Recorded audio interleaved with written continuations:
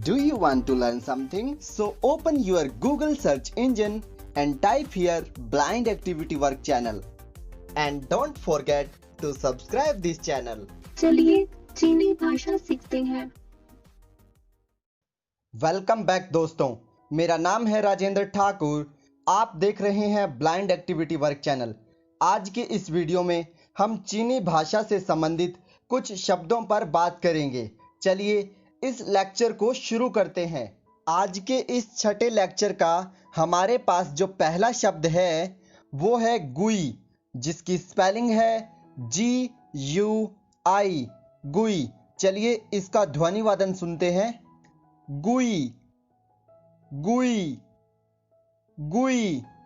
इस शब्द गुई का अर्थ होता है ऑनरेबल, अर्थात इज्जतमान। चलिए चलते हैं आज के दूसरे शब्द की ओर।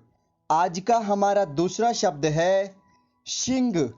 इस शिंग शब्द की स्पेलिंग है XING, शिंग। चलिए इस शब्द का ध्वनिवादन सुनते हैं। शिंग, शिंग, शिंग। इस शिंग शब्द का अर्थ होता है लास्ट नेम, अर्थात अंतिम नाम। चीनी भाषा में लास्ट नेम जाति से संबंधित होता है। आइए अब इन शब्दों से कुछ वाक्य अर्थात सेंटेंस बनाते हैं। आज का हमारा पहला सेंटेंस है नी गुई शिंग। ध्यान से सुनिए इसका ध्वनिवादन।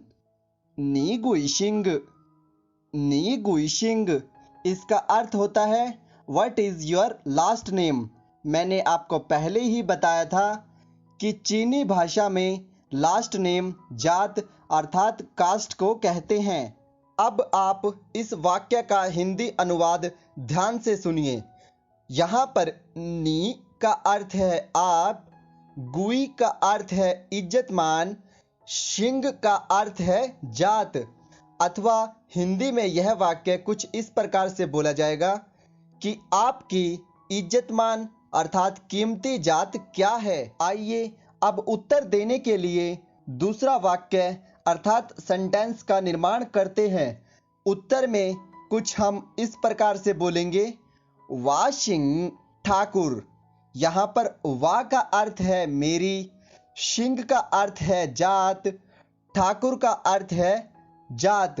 ठाकुर एक प्रकार की जात है। हमारे भारत में राजपूत, ठाकुर आदि प्रकार की जात होती हैं। तो उसी प्रकार से आप वाशिंग और इसके बाद जो भी आपकी जात है वो आप लगाएंगे। चलिए अब दोनों ही वाक्यों को संयुक्त रूप से बोलते हैं। नी गुई शिंग, वाशिंग ठाकुर। इस लेक्चर में इतना ही। मुझे आशा है कि आपको यह लेक्चर पसंद आया होगा। धन्यवाद।